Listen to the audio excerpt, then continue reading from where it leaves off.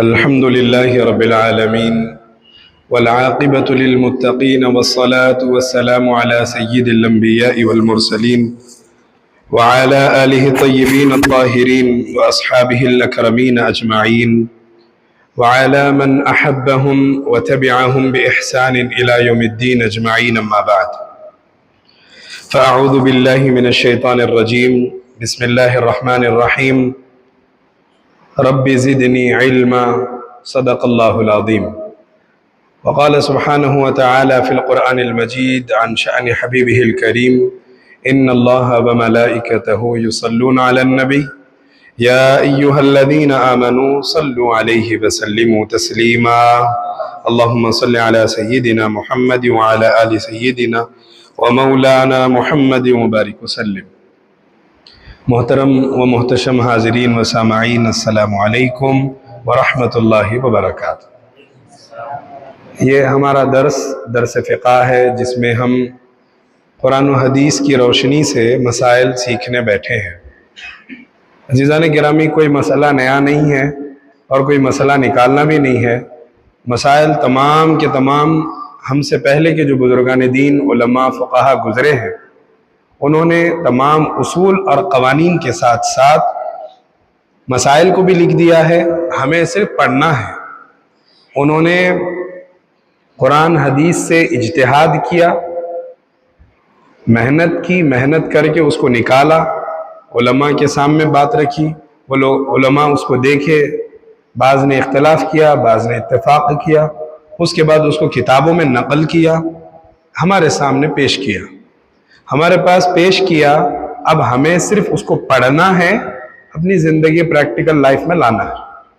ہمیں کوئی مسئلہ نکالنے کی ضرورت، حاجت نہیں ہے، چاہے کسی بھی شعبے کا ہو، چاہے روزے کا ہو، عبادات سے ہو کہ معاملات سے، سماجی زندگی ہو کہ معاشرتی زندگی ہو، یا ہماری اپنی انفرادی زندگی ہو یا اجتماعی زندگی ہو، ہماری سوشل لائف، یعنی زندگی کا ہر پہلو پر. ایسا نہیں ہے کہ وہاں پر رہنمائی ہمارے لیے نہیں ہے. رہنمائی ہر جگہ ہو گئی، بس ضرورت اس بات کی ہے کہ ہم اس کو حاصل کریں. چونکہ ہم فقہ پڑھنے بیٹھے ہیں تو ہمیں بہت ساری چیزوں کا علم بھی ہوگا اور اسلام کی شریعت کی اصطلاحات بھی معلوم ہونی چاہیے. تو اصطلاحات میں ہمیں قرآن حدیث تو بیس بنتا مسائل کے لیے، ساتھ میں دو اور چیزیں بھی ہیں. دو اور چیزیں ہیں جو مسائل کے لیے ضروری ہے. وہ دو چیزیں کیا ہے، اس کا بھی ہمیں جاننا ضروری ہے. تو 4 دلیلیں ہیں. آج سے بہت سال پہلے ٹی وی چینل پر طلاق کا مسئلہ تھا، جس پر حجت ہوئی، ڈیبیٹ ہوئی باضابطہ، جس میں مشہور ایک شخصیت کو بلایا گیا، بحیثیت عالم بلایا گیا، جبکہ وہ اپنے فن کے ماہر نہیں ہیں، شریعت کے وہ جاننے والے اتنے نہیں، حالانکہ وہ جڑے ہوئے ہیں، لیکن ان کے علم میں کسی قسم کی کمی تھی. اور وہاں پر ایک ٹی وی چینل پر اینکر نے ان سے سوال کیا، کہا کہ قرآن مجید میں 3 طلاق کا ذکر تو نہیں ہے، جیسے 5 نمازوں کا ذکر ہے، 5 صلوات، مہینے کے ایام معدودات، روزوں کا ذکر ہے، رمضان کے روزوں کا ذکر، حج کا ذکر، زکوٰۃ کا ذکر، ایسے کلیہ 3 طلاق کا ذکر کہیں پر آیا. تو وہ صاحب کے عدم علم تھا، علم میں ان کے اتنا نہیں تھا، اتنا کمانڈ حاصل نہیں تھا سمجھو. تو وہ کیا کرے، خاموش ہو گئے. تو انہوں نے کہا کہ جب قرآن میں چیز ہے نہیں تو اسلام میں یہ چیز آئی کہاں سے، لہذا یہ غلط ہے. لہذا 3 طلاق ایک وقت میں بولنے سے ثابت بولو نہیں ہوتی. یہ بول کر انہوں نے اس فیصلے پر، اس مقدمے کو جیت بھی لیا اور اس کو قانون بھی بنا دیا اور وہ لاگو بھی ہو گیا. ٹھیک ہے. جبکہ شریعت صرف قرآن میں نہیں ہے، صرف قرآن میں شریعت نہیں ہے. اسلام کا تعلق قرآن سے مضبوطی سے ہے، لیکن صرف اسلام قرآن میں نہیں ہے، اس سے وابستہ حدیث بھی ہے، اس سے وابستہ صحابہ کی جماعت، جس کو اجماع امت بھی کہتے ہیں. تو 4 دلیلیں ہیں، ادلہ شرعیہ اس کو کہتے ہیں. وہ 4 چیزوں کے بغیر دین نامکمل ہے. میں نے دین کو مکمل کر دیا تو قرآن مجید کہہ رہا ہے، وہ اصولی بات ہے. اجمالی باتیں قرآن مجید میں ہے، مختصر نماز پڑھو. آپ کو میں پورے یقین کے ساتھ اور پوری تحقیق کے ساتھ بول رہا ہوں کہ اگر آپ میں کوشش کر بھی لے اور علماء بھی اگر کوشش کر لے تو قرآن مجید سے 2 رکعت نماز ثابت نہیں کر سکتے. صرف 2 رکعت سنت نفل بھی ثابت نہیں کر سکتے، کیونکہ قرآن نے کہہ دیا نماز پڑھو، حدیث نے کیسا پڑھنا وہ طریقہ بتایا گیا.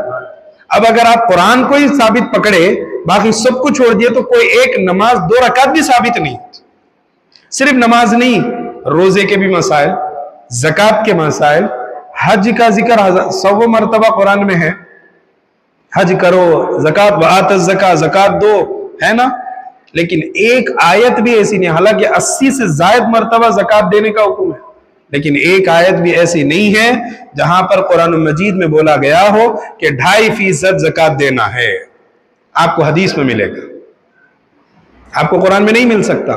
تو جو لوگ صرف قرآن کو کافی ہو گئے سمجھ گئے وہ گمراہ ہو جاتے، کیونکہ قرآن مجید قانون کی کتاب ہے، اس میں ان ڈیٹیل تفصیل نہیں ہے، تفصیل حدیث شریف میں.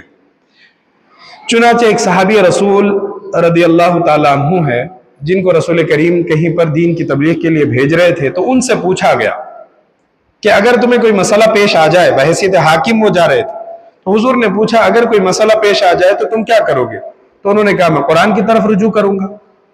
رسول اللہ نے پوچھا اگر قرآن میں نہ ملے؟ تو یہ سوال کیوں بنا؟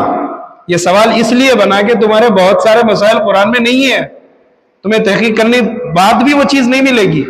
انہوں نے کہا رسول اللہ آپ کے اقوال میں تلاش کروں گا، آپ کے احادیث میں. کہا کہ ٹھیک ہے اگر وہاں بھی تمہیں نہیں ملا، اگر چیز تمہیں وہاں بھی نہیں ملی تو کیا کرو گے؟ تو کہا اولی الامر، جو جاننے والے ہیں، جو ہمارے صحابہ ہے اور میری جو عقل ہے میں اس سے فیصلہ کروں گا.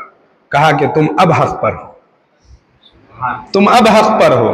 چنانچہ ان کو یہ بات سمجھائی گئی کہ صرف قرآن کافی نہیں اور صرف حدیث بھی کافی نہیں، قرآن بھی ہونا، حدیث بھی ہونا، ساتھ ساتھ ذوی العقل ہے، عقل والے، علم والے ہے، محنت کر کے وہ چیز کو حاصل بھی کرنا. 3 چیزیں ہوگی.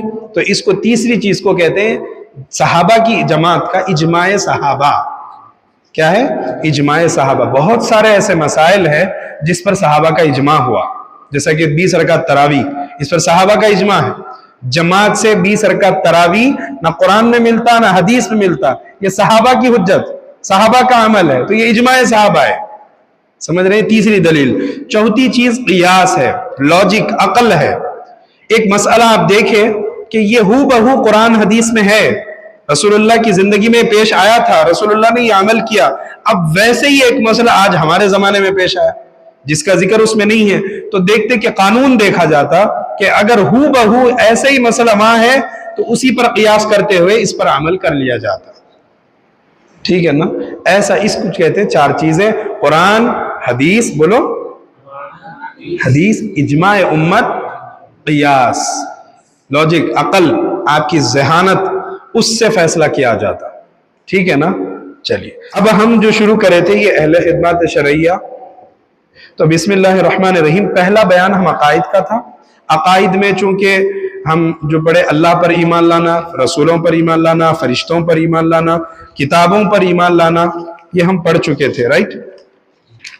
آخرت کے دن پر ایمان لانا، اچھی اور بری تقدیر اللہ کی جانب سے، اس پر ایمان لانا، یہ پڑھ لیے تھے نا؟ اچھی اور بری تقدیر پر نہیں پڑھے تھے.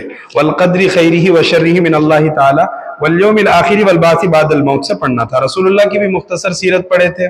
رسول اللہ کی پوری زندگی کتنے سال کی ہے؟ ظاہری زندگی کتنے سال کی ہے؟ 63. مکے میں کتنے سال رہے؟ 53. 10 سال مدینے میں رہے. ٹھیک ہے نا؟ اور معراج کس سال ہوئی؟ 52. کب ہوئی؟ 52 ایئرس میں معراج ہوئی. اور 40 سال میں آپ نے اعلان نبوت فرمایا. یہ آپ نے مختصر زندگی پڑھی تھی.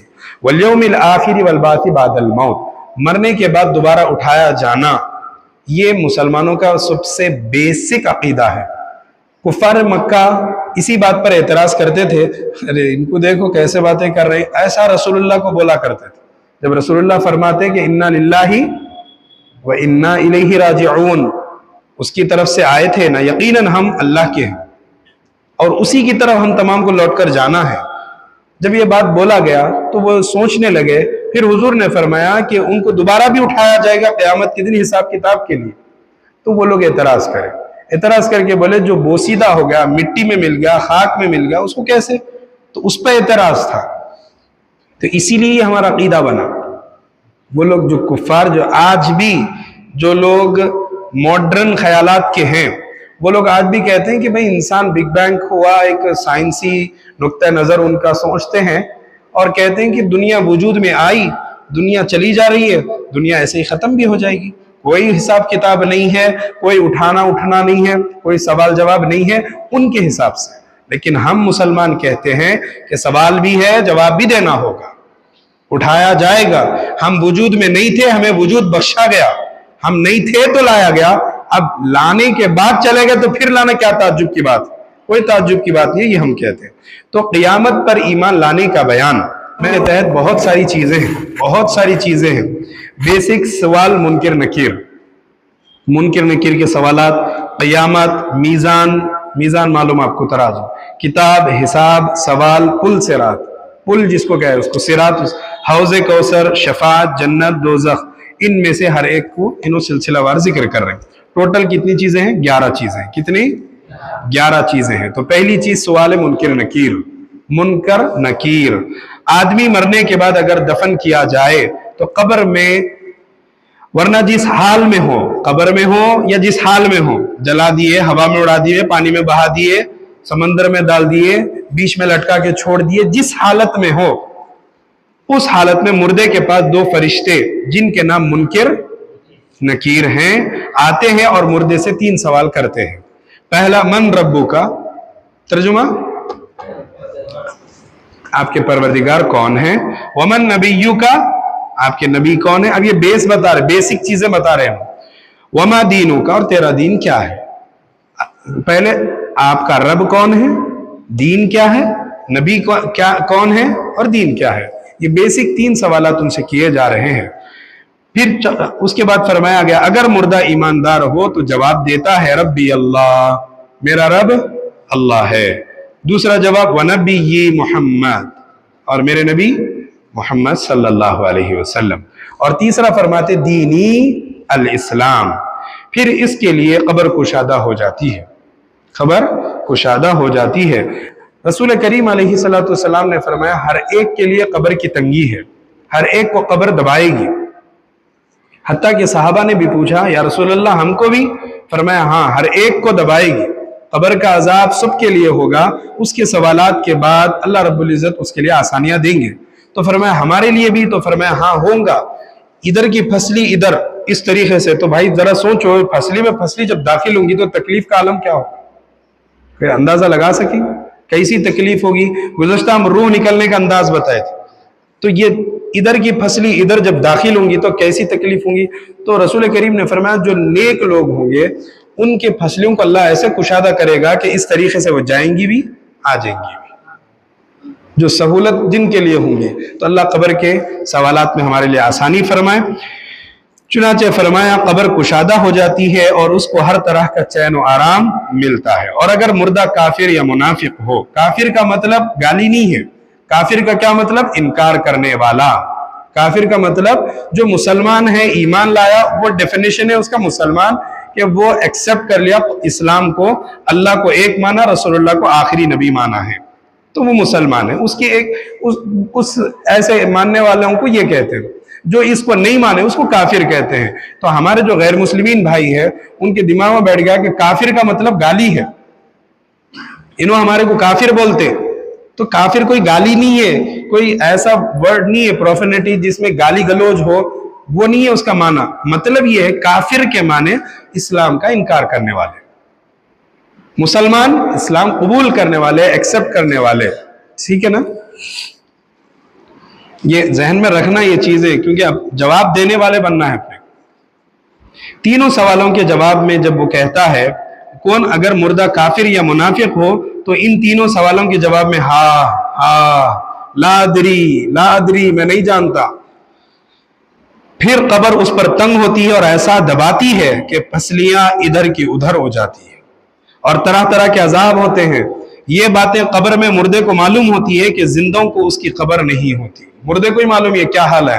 بھائی ہم بہت ساری چیزیں، امام جلال الدین سیوطی ایک کتاب بھی لکھے ہیں جس میں بہت ساری تفصیل قبر کے بارے میں ہیں، لیکن میں یہاں پر یہی کہوں گا جو علماء کرام نے آخر نتیجہ دیا کہ قبر کے حالات برزخی زندگی ان کو ہی بہتر معلوم، کیونکہ کوئی ادھر گیا سو ادھر آیا نہیں، اور ادھر والا ادھر گیا تو اس کو اس کا ادھر کا علم نہیں. یہاں والا وہاں کا نہیں جانتا، وہاں والا یہاں کا نہیں جان سکتا. پھر قبر پر تنگی ہوتی ہے، دباتی ہے، فصلیں ادھر ادھر ہو جاتی ہے، عذاب ہوتا ہے، اور وہ عذاب صرف قبر والے کو معلوم، باہر والوں کو اس کی کیفیت نہیں معلوم ہوتی. جیسے سوتا آدمی خواب میں سب کچھ دیکھتا ہے لیکن جاگتا ہے، اور اس کے پاس بیٹھا ہوا بے خبر رہتا ہے. دیکھو کیسے اچھا سمجھا رہے ہیں. ایک آدمی سو رہا، بازو اپن بیٹھے ہوئے اس کے، اور انہیں خواب میں سب دیکھ رہا، انہیں سو رہا ہے لیکن خواب میں اس کے سب کچھ ہو رہا، تو بازو والا کچھ نہیں جانتا. سیم کیفیت قبر کی بھی. ہم بازو بیٹھے ہوئے قبر کے اندر کیا ہو رہا ہمارے کو کچھ بھی نہیں معلوم. قبر کا عذاب جملہ کافروں اور بعض گنہگار مسلمانوں کا بھی ہوتا ہے. چنانچہ ایک حدیث شریف ہے، حضرت عمر گزشتہ جمعے میں بھی بتایا، حضرت عمر رضی اللہ تعالیٰ عنہ جب ان کے پاس ایک خاتون بڑھیا آئی، آ کے کہنے لگی کہ عمر تمہاری دور خلافت اور میرے ساتھ ناانصافی. بولے کیا ناانصافی؟ بولے کہ میں آ رہی تھی، ٹھوکر لگی کہ ہاتھ میں کا پیالہ گرا جس میں تیل تھا، زمین جذب کر لی، وہ میرا تیل تھا، زمین جذب کر لی. حضرت عمر گئے. اب میں روایت پہ بحث نہیں کر رہا ہوں، صحیح ہے ضعیف ہے، لیکن روایت ہے. حضرت عمر رضی اللہ تعالیٰ عنہ اس خاتون کے ساتھ گئے، اس زمین پر ٹھہرے اور اس سے خطاب کر کے کہا کہ اے زمین اس کا تیل واپس دے، ورنہ میں تجھ میں ایک گنہگار مسلمان کو دفن کروں گا. یعنی اگر کسی کو ڈرانا بھی ہے، حالانکہ مسلمان کا نام لے رہے لیکن ساتھ میں گنہگار کا بھی لے، تو ایک کافر کا کیا عذاب ہوگا، اور پھر مسلمان ہوتے ہوئے گنہگار ہوگا تو اس کا عذاب کتنا ہوگا. اللہ اس سے بچائے.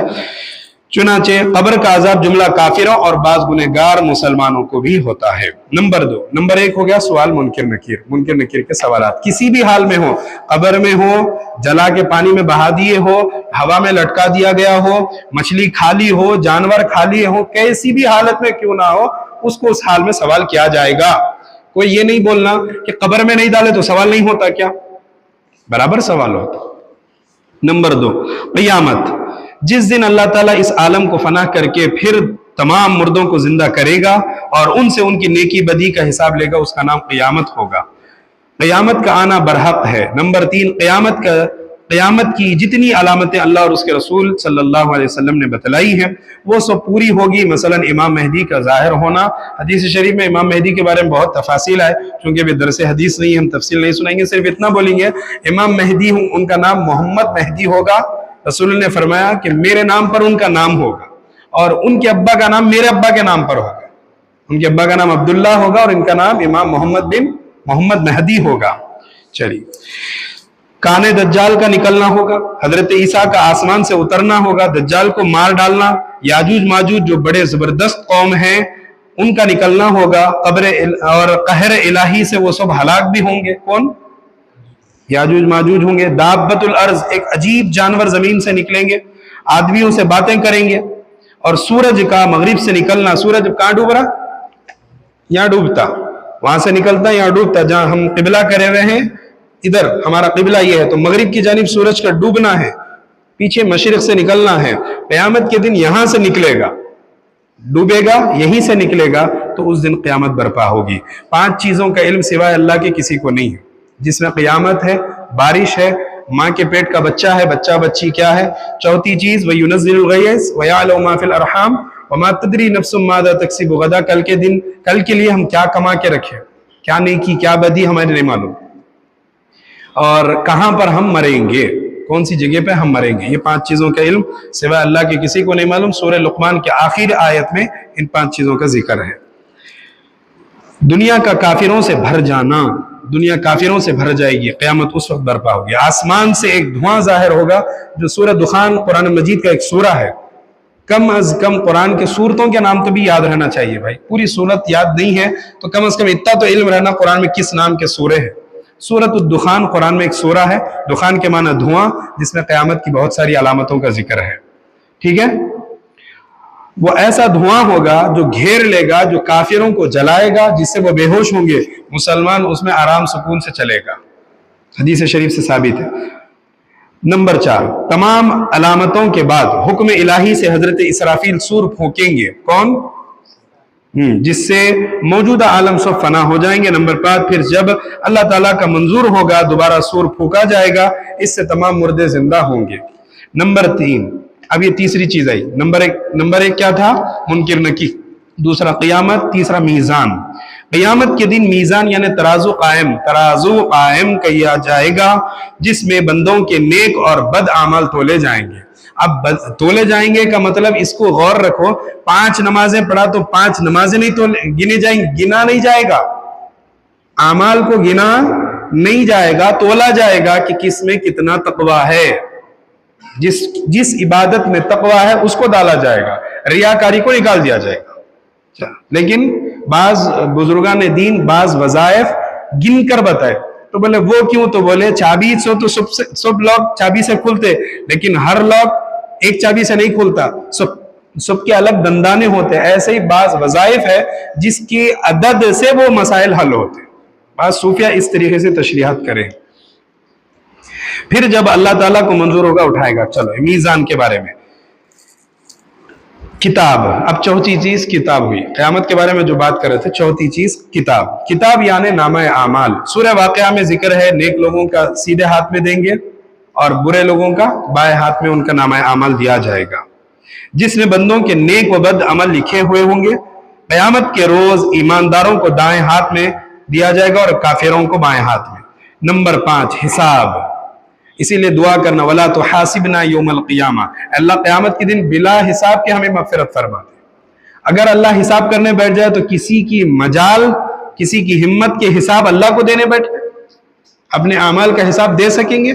एक मर्तबा बहन की नेकी करे तो 4 लोगों को बताए कि मैं बहन को दिया, तो वो नेकी खत्म होगी। तो इसीलिए बोला गया बगैर हिसाब के अल्लाह माफ करे, हिसाब के साथ माफी नहीं। इसीलिए वला तो हासिबना, बोलो तो हासिबनी यौमल क़ियामा, ला तो हासिबनी यौमल क़ियामा, बोलो ला तो हासिबनी यौमल क़ियामा, अल्लाह क़यामत के दिन कोई हिसाब ना फरमा। क़यामत के दिन तमाम बंदों के भले बुरे आमाल से जर्रा और रत्ती का हिसाब लिया जाएगा। कुरान में है फमन यअमल मिस्क़ाल दर्रतिन खैरन यरा। अरे भाई, जर्रा बराबर भी नेकी रही तो भी देखा जाएगा, जर्रा बराबर गुनाह भी रहा तो तोला जाएगा। तो जर्रा कौन सा जर्रा? तो उसको बोला गया, मुफस्सिरीन लिखे जुज़ लायत जज़्ज़ा, यानी ऐसा जर्रा कि अब उसका कोई जर्रा नहीं हो सकता। ये बात समझने की है, ऐसा पॉइंट अब उसका कोई पॉइंट नहीं बन सकता। समझ में आ रही बात? यानी उसको भी अल्लाह नहीं छोड़ेगा जब अल्लाह हिसाब लेने बैठे। एक ऐसी नेकी है कि इतनी छोटी उससे छोटी नहीं हो सकती, अल्लाह उसका भी हिसाब करेगा। ऐसा गुनाह कि उससे छोटा गुनाह कोई हो नहीं सकता, अल्लाह उसका भी हिसाब करेगा। इसीलिए हिसाब से बचने की दुआ करना। सवाल नंबर 6, अब सवाल पे आ गई बात। क़यामत के रोज हर एक बंदे से पूछा जाएगा कि दुनिया में तूने क्या क्या इताअत फर्मा बरदारी, क्या क्या गुनाह किया। हर एक का सवाल होगा जिसका सही जवाब देना पड़ेगा। अगर जवाब नहीं देंगे तो हाथ पांव को अल्लाह आवाज दे देंगे, मुंह दे देगा, जबान दे देगा, अब वो बोलने लगेंगे। सूरत ज़िलज़ाल अल्लाह रब्बुल इज़्ज़त ने कुरान में नाजिल किया, इज़ा ज़ुलज़िलतिल अर्दु ज़िलज़ालहा, है ना कुरान में? उसमें फरमाया गया कि इंसान खामोश बैठा तो उसके आज़ा बोलने लगे। व अखरजतिल अर्दु अथक़ालहा व क़ालल इंसानु मा लहा यौमइज़िन तुहद्दिसु अख़बारहा, तमाम चीजें उसके खिलाफ गवाही देने लग जाएंगी। वो बोलेगा ये क्या हो रहा है, लेकिन उसके खिलाफ उसी के आज़ा बोलने लगेंगे। अल्लाह महफूज रखे। अल्लाह हम बगैर हिसाब किताब के जन्नत में दाखिल करे। जन्नत बहुत बड़ी चीज है। ये हमारे अहले सुन्नत वल जमात के सुन्नियों को बहुत बड़ा एक घमंड है। अरे जन्नत मिल जाती, ऐसी मिल जाती। अल्लाह के रसूल जन्नत की दुआ करे, अल्लाह जन्नतुल फिरदौस अता फरमाए, अल्लाह के रसूल दुआ फरमाए, हम उसको नॉर्मल नजरअंदाज, मिल जाती जन्नत, शफात रसूलुल्लाह की है, मिल जाती। तो मांगना नहीं है। जन्नत इतनी बड़ी नियामत है कि अल्लाह कुरान में जिक्र कर रहा है कि जन्नत दूंगा, जन्नत ऐसी है, उसके अंदर नहरें हैं, तजरी मिन तहतिहल, उसके नीचे से पानी बह रहा है। अल्लाह कुरान में लोगों को बार बार उसकी अच्छाइयां बता रहा।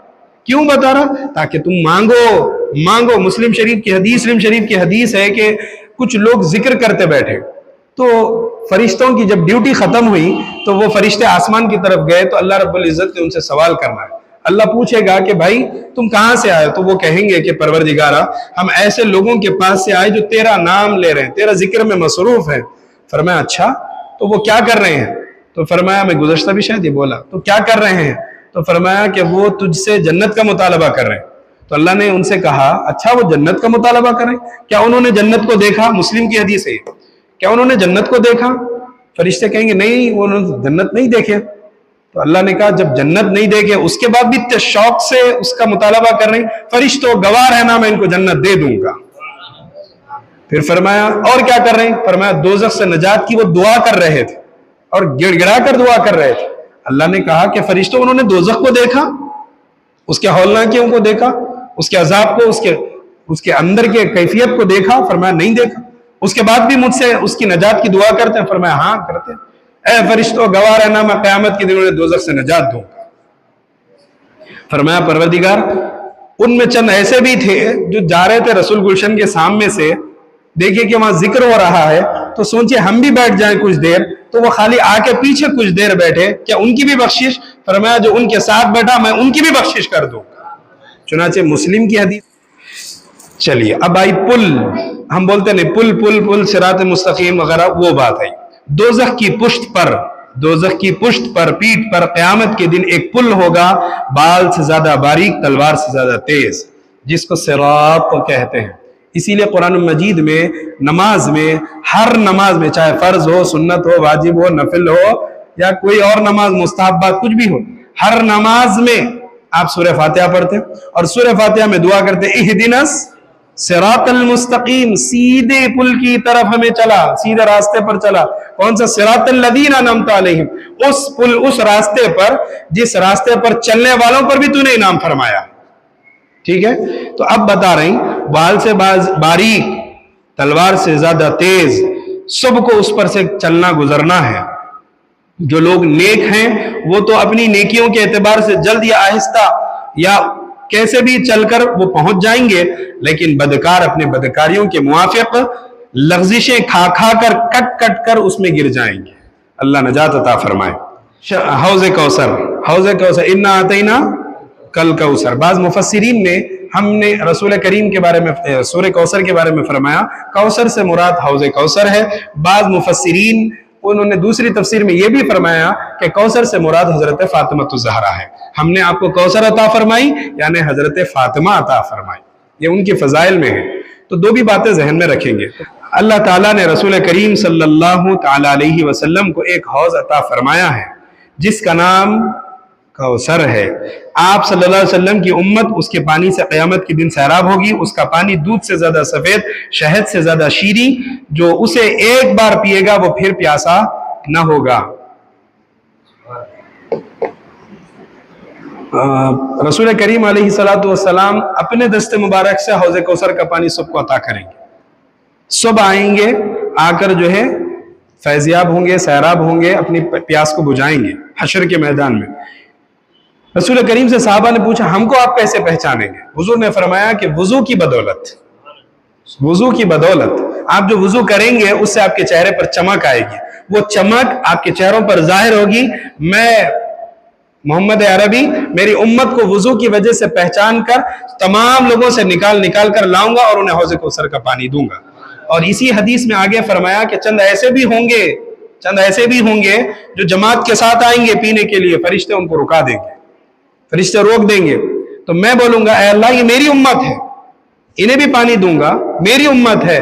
تو فرشتے جواب دیں گے یہ آپ کی امت کے وہ لوگ ہیں جو آپ کے بعد آپ کے دین میں بدعات کو پیدا کیے تھے، آپ کے بعد آپ کے دین میں نئی چیزوں کو لائے تھے، اس وجہ سے یہ بدعتی ٹھہر گئے، ان کو آپ کے حوض کوثر کا پانی نہیں دیا جائے گا. تو یاد رکھو ہر وہ بدعت، ہر وہ نیا کام جو دین کو نقصان پہنچائے وہ بدعت سیئہ ہے، بری بدعت ہے جو براہ راست دوزخ میں لے جانے والی.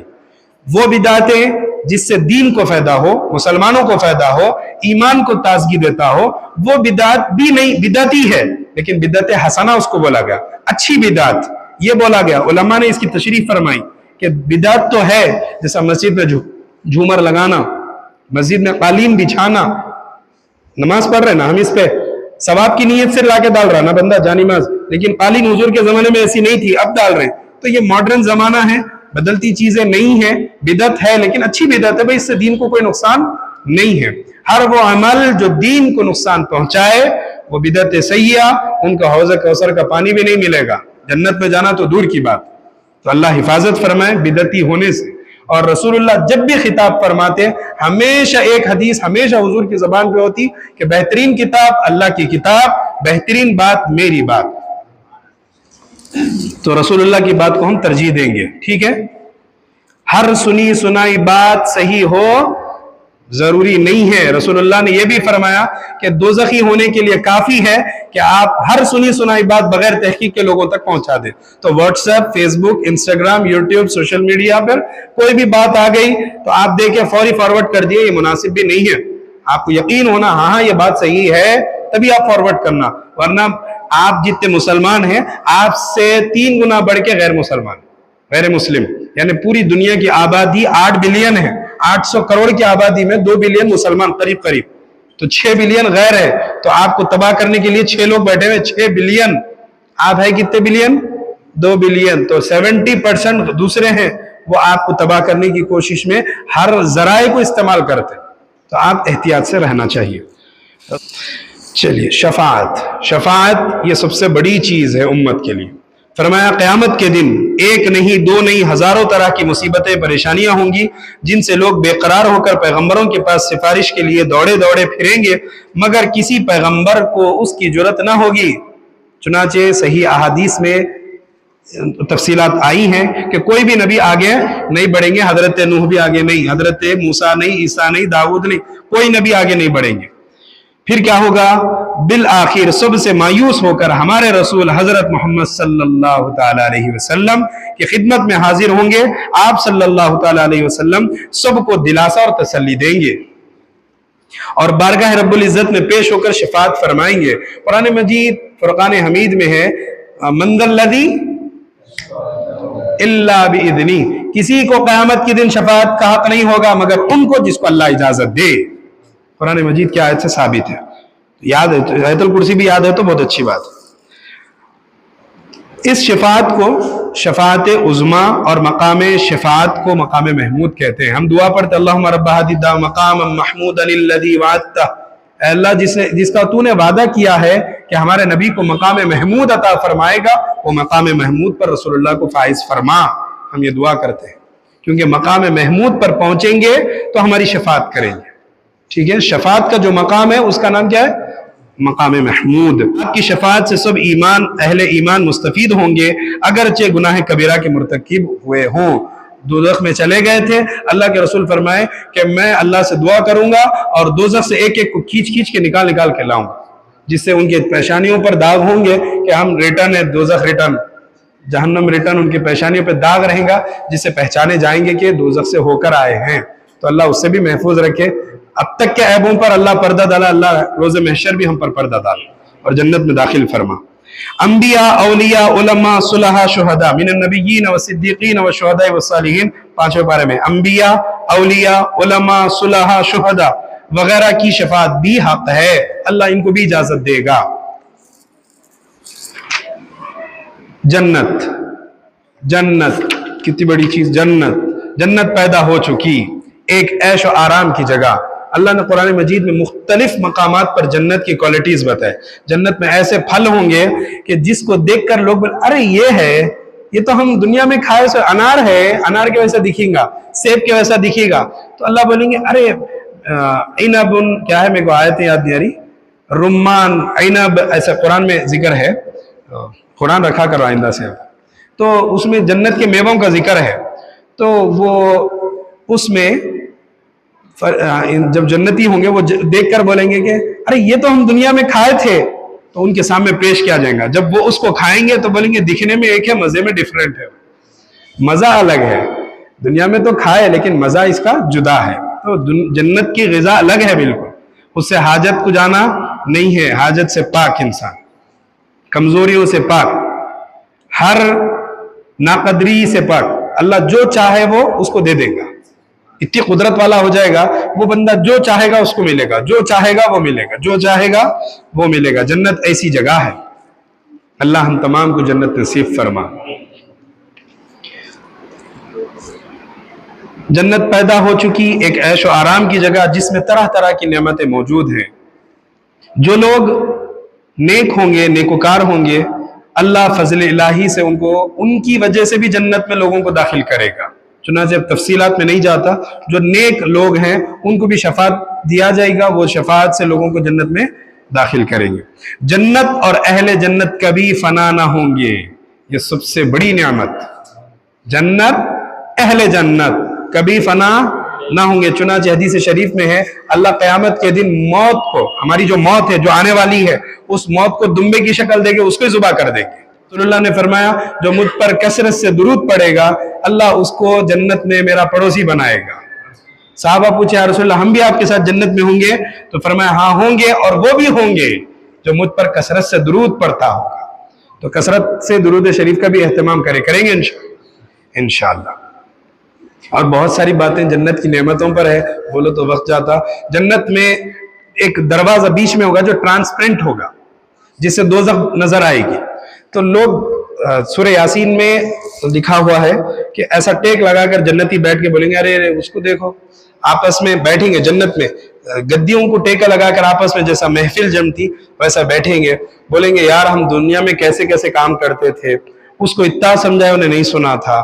फिर दोज़खियों को देखेंगे, देखो उसको कितना समझाए थे। वो जन्नतियों को देखेंगे दोज़ख से, दोज़खी ट्रांसपेरेंट होगा, वो वहां से देखेंगे, देख के बोलेंगे ये कितना हमें समझाया करता था, कितना ये बोला करता था कि सुधर जा, आ जा, नमाज को आ जा, कुरान सीख, हदीस सीख, कुरान को तजवीद से पढ़ना सीख। इतना बोलता था, हम इनकार करे, उसकी बात नहीं सुन के आ गए। आज हम यहाँ हैं और तो वो इतना नेकियों में है, इतने रिहा आराम में है। वो आपस में बात करेंगे, अल्लाह से बोलेंगे अल्लाह थोड़ी मोहल्लत दे दे, दोबारा जाएंगे अमाल करके वापस आएंगे। अल्लाह बोलेंगे नहीं, आज कोई मोहल्लत नहीं, आज जवाब और जजा का दिन, बदले का दिन है, मालिकी यौमिद्दीन, आज सिर्फ फैसले होंगे। दोज़ख भी पैदा हो चुकी। जन्नत के 8 दरवाजे, दोज़ख के 7 दरवाजे। जन्नत बाप के लिए फरमाया गया, बाप राजी तो अल्लाह राजी, बाप नाराज तो अल्लाह नाराज। बाप जन्नत का दरवाजा है। बाप बच्चों को बद्दुआ नहीं देता, हत्तल इम्कान मेहनत करके बच्चों को खिलाता पिलाता है, थका देता, अपने आप कमजोर कर लेता, बूढ़ा होके कमर झुक जाती, उसके बावजूद बच्चे का सर बुलंद हो इसलिए मेहनत करता। वो बच्चे अगर बाप को डिग्रेड करे, उसको नजरअंदाज करे, उसको इज्जत नहीं दे, लोगों में जलील करते फिरे, उसको उसके बाप होने का हक अदा नहीं करे, तो अल्लाह रब्बुल इज्जत उससे नाराज होंगे, तो उसको उस जन्नत से दाखिल होने नहीं दीजिए। क्योंकि जन्नत में एंट्री बाप की रजामंदी है। वालिद राजी तो रब राजी है ना, और वालिद जन्नत का दरवाजा, माँ जन्नत है तो उस जन्नत का दरवाजा वालिद है। हम कहते हैं कि माँ का बड़ा मकाम है, माँ का बड़ा मकाम है, ये हम समझ रहे हैं, लेकिन भाई माँ बाप दोनों एक ही सिक्के के दो रुख है। अगर सिक्का होना तो दोनों होना है, तो जन्नत होना है तो दोनों होना है। अगर बाप को राजी करे, माँ को राजी नहीं करे, जन्नत में एंट्री कहां से, गए तो कहां जाएंगे? अगर जन्नत तो है, दरवाजा बंद है, तो कैसे दाखिल होंगे? तो हर दो को राजी रखना जरूरी। अल्लाह हम तमाम को तौफीक अता फरमाए। दोज़ख भी पैदा हो चुकी, जिसमें आग, सांप, बिच्छू, तौक, जंजीर और तरह तरह के अजाब हैं जो बदकारों को बदकारियों के इवज दिए जाएंगे। अल्लाह महफूज रखे। दोज़ख का अजाब इतना खतरनाक अजाब है कि अल्लाह के रसूल अलैहिस्सलाम फरमाते हैं कि दोज़ख का सबसे आखिर बिल्कुल छोटा अजाब यह है कि पैरों में आग के शोले मारता हुआ जूता पहनाया जाएगा। अज़ीज़ान गिरामी, यहाँ 3rd डिग्री में पैरों पे मारते, सबसे आखिर धुलाई क्या है? पैरों पे मारना। और दोज़ख का सबसे इब्तिदा और हल्का अजाब पैरों में आग के जूते पहनाना है। तो सोचो सबसे खतरनाक अजाब का क्या हाल होगा, कितना खतरनाक होगा। दोज़खियों की कैफियत ये होंगी, प्यास, भूख लगेगी, खाना खाना बोलेंगे, अल्लाह बबूल के दरख्त के कांटे देंगे, डालेंगे मुंह में, चुप जाएंगे, खल्ले में फंस जाएंगे, पानी पानी पानी पानी चीखेंगे, इतना चीखेंगे कि फरिश्ता पलटेगा तो 50,000 साल के बाद पलटेगा। बोलेगा क्या होना, तो बोलेंगे पानी। اتنا کھولتا پانی جائے گا جیسے ہی منہ میں ڈالا پیٹ پھٹ کے باہر نکلے گا پانی. اتنی دردناک عذاب، دردناک، ہولناک، ہیبتناک، خوفناک دوزخ کا حال ہے. دوزخ اتنی بھیانک جگہ ہے، اتنی بھیانک جگہ ہے کہ جس کو بیان کرنے کے لیے بھی علماء، صلحاء، صوفیہ جو کتابوں میں لکھے وہ لوگ کہوں کہ ہاتھ اور کانپے قلم کہ اتنا درد ہے اس میں. تو اس سے بچنے کی دعا ہمیشہ کرنا، اللہ دوزخ سے نجات عطا فرما، اللہ دوزخ سے نجات، ہمیشہ دعا کرنا. جو بندہ ہر نماز میں یہ دعا کرے گا کبھی تو آئیں گی کہ اللہ دعا قبول کر لے گا. تو دوزخ سے نجات کتنا بڑا اعزاز ہے بھائی. دوزخ سے نکل گئے تو کہاں جائیں گے؟ اب جنت میں تو جائیں گے، کہاں رہیں گے؟ اب جنت میں رہیں گے. تو دعا کریں، اپنے والدین کے لیے بھی دعا کرے، اپنے آبا و اجداد کے لیے کرے، اپنے بھائی بہن کے لیے، سب کے لیے دعا کرے. دوزخ کا حال یہ ہوگا کہ حشر کا میدان ہے، ابھی یہاں جنت یا دوزخ نظر آ رہی ہے تو کیفیت یہ ہوگی، بندہ بولے گا اے اللہ اس حشر سے نجات عطا فرما، حشر سے نجات عطا فرما. پیاس پریشانی یہاں تک پسینے میں ڈوب جائیں گے، بھاگیں گے ادھر سے ادھر، نہ باپ بیٹے کو پہچانیں گا، نہ بیٹا باپ کو پہچانیں گا، نہ شوہر بیوی کو، نہ بیوی شوہر کو، کوئی کسی کو نہیں پہچانے گا. سب کی کیفیت کیا؟ نفسا نفسی کا عالم، میں کیسا، میرا کیسا، میرا کیسا، میرا کیسا. قرآن مجید کہہ رہا ہے انسان اپنی میں پڑ جاتا، ویسا عذاب سامنے ہوتا. تو ہمیشہ اپنے لیے دعا کریں کہ اللہ جنت نصیب فرما، دوزخ سے نجات عطا فرما. اپنے خاندان کے لیے، اپنے اساتذہ، اپنے محبین، سب کے لیے دعا کریں گے، پورے مسلمان کے لیے کریں گے انشاءاللہ. چلیے، دوزخ بھی پیدا ہو چکی جس میں آگ، سانپ، بچھو، طوق، زنجیر، طرح طرح کے عذاب وہ بدکاریوں کو بدکاریوں کے عوض دیے جائیں گے. عزیزان گرامی، دوزخ و اہل دوزخ بھی کبھی فنا نہ ہوں گے. اللہ کے رسول فرمائے عذاب ایسا ہوگا مر کے مٹیاں ختم ہو جائیں گا، پھر اللہ پیدا کر دے، پھر فنا ہوگا، پھر پیدا ہوگا، پھر فنا، پھر بقا، پھر فنا، پھر بقا. اللہ محفوظ رکھے. یعنی جو لوگ کافر و مشرک ہیں وہ دوزخ میں ہمیشہ رہیں گے. ان کو موت بھی آنی ہے، مر کر عذاب سے نجات پا سکیں گے. ان کو بھی موت نہ آئے گی، مر کر عذاب سے نجات پا سکے. یعنی عذاب سے بچنے کے لیے بھی موت ہونا نا، ان کو موت بھی نہیں آئیں گی، یہ بولنا چاہ رہے. بعض گنہگار مسلمان بھی دوزخ میں داخل ہوں گے، حدیث سے ثابت. بعض گنہگار مسلمان بھی دوزخ میں داخل ہوں گے لیکن ہمیشہ اس میں نہ رہیں گے، بلکہ جن میں ذرہ برابر بھی ایمان ہوگا، کتنے ہی بڑے گنہگار کیوں نہ ہوں، بالآخر بقدر گناہ عذاب پا کر پیارے نبی علیہ السلام کی شفاعت سے یا محض حق تعالیٰ کی رحمت سے جنت میں جائیں گے. ایک ایسا بندہ بھی ہے، رسول کریم نے فرمایا کہ اللہ اس کو دوزخ سے نکالے گا. وہ اس کے دل میں ذرہ برابر ایمان ہوگا، گنہگار ہوگا، وہ دل میں سوچے گا اے اللہ میرے ایمان کی بدولت مجھے معاف فرما. حضور پاک فرماتے ہیں کہ اللہ رب العزت کہے گا کہ ٹھیک ہے میں تجھے دوزخ سے نجات دوں گا، نکال دیں گے. نکالے تو اب وہ اللہ کی طرف رحمت بھری، آس بھری نگاہوں سے دیکھے گا، کہے گا پروردگار جنت میں بھی تو ڈال دے، دوزخ سے تو نجات مل گئی، جنت میں ڈال دے. انسان کی لالچ ختم نہیں ہوتی، کہیں بھی نہیں ہوتی. دوزخ سے نکال دیا، جنت میں ڈال دے. اللہ بولے گا ٹھیک ہے جنت میں ڈال دوں، پھر کچھ نہیں مانگنا. بولیں گے ٹھیک ہے جنت میں ڈال دیا جائے گا. حدیث شریف میں ہے جب جنت میں ڈال دیں گے تو نارمل جنت میں رہتا، ڈیلکس میں نہیں، نارمل میں ہے. جب اس میں گیا تو پھر وہ آس بھری نگاہوں سے اللہ کو دیکھے گا. اللہ پوچھے گا کیا بات ہے؟ بولے گا وہ اور نعمتوں والی جنت میں داخل فرما. تو حدیث شریف میں اللہ بھی مسکرائیں گے اور اس کو جنت میں آگے داخل کریں گے. تو لا تقنطوا من رحمت اللہ، اللہ کی رحمت سے مایوس نہیں ہونا، اللہ سے آس لگاؤ، وہی ہمارا پالنہار ہے، وہی مالک ہے، وہی رازق ہے، وہی رزاق ہے، وہی جنت میں داخل کرنے والا ہے. ٹھیک ہے، تو یہ ہو گیا دوزخ کے بارے میں. والقدر خیرہ وشرہ من اللہ تعالی والبعث بعد الموت، مرنے کے بعد اٹھایا جائے گا. تقدیر، اب یہ میں اس پر اکتفا کر رہا ہوں، کر کے ڈائریکٹ ہم مسائل شروع کریں گے. تو پہلا مسئلہ عقائد باطلہ کو چھوڑ کر، کیونکہ تھوڑے سا عقیدے کو لیں گے پھر مسئلے پر جائیں گے. تو پہلا مضمون وضو کے مسائل. وضو ایک دو باتیں کر کے میں ختم کرتا ہوں کیونکہ پون گھنٹہ ہو گیا. بسم اللہ الرحمن الرحیم. وضو میں کتنے فرض ہیں؟ وضو میں 4 فرض ہیں. بیٹھو جی، بیٹھو. وضو میں 4 فرض ہیں. نمبر 1 منہ دھونا، دونوں ہاتھ کوہنیوں سمیت دھونا. نمبر 3 چوتھائی سر کا مسح کرنا. نمبر 4 دونوں پاؤں ٹخنے سمیت دھونا، ٹخنے جو نظر آ رہے ابھرے ہوئے اس کے ساتھ دھونا. باقی امور جو طریقہ وضو میں درج ہے وہ سب سنت یا مستحب ہے. فرض کیا ہے بولو بھائی؟ نمبر 2، نمبر 3 سر کا چوتھائی، سر کے 4 حصے 1 2 3 4، ایک حصہ دھو لینا کافی ہے. نمبر 4 ٹخنوں سمیت دھونا. یا ایھا الذین آمنوا اذا قمتم الی الصلاۃ، اے ایمان والو جب تم نماز کا ارادہ کرو، نماز کے لیے ٹھہرو تو کیا کرو؟ فغسلوا، دھو. قرآن میں 5ویں پارے میں بھی ہے 6ویں پارے میں بھی ہے. فغسلوا وجوہکم، اپنے چہروں کو دھو. وایدیکم الی المرافق، اپنے ہاتھوں کو کونیوں سمیت دھو. وامسحوا برؤوسکم، اور اپنے سر کا مسح کرو. اذا قمتم الى الصلاة فاغسلوا وجوهكم وايديكم الى المرافق وامسحوا برؤوسكم وارجلكم الى الكعبين وارجلكم الى الكعبين، اپنے دونوں وارجلكم الى الكعبين، اپنے دونوں پیروں کو ٹخنے سمیت دھونا. یہ فرض ہے، ٹھیک ہے نا؟ اس کے علاوہ جتنے بھی چیزیں وضو میں ہیں وہ سب کیا ہے؟ سنت ہے یا مستحب ہے. کلی کرنا، ناک میں پانی چڑھانا، ہر عضو کو کتنے 3 بار دھونا، پھر باقی جو بھی بچے گا انشاءاللہ آئندہ ہم پڑھیں گے. اب یہیں پر اکتفا کرتے ہیں.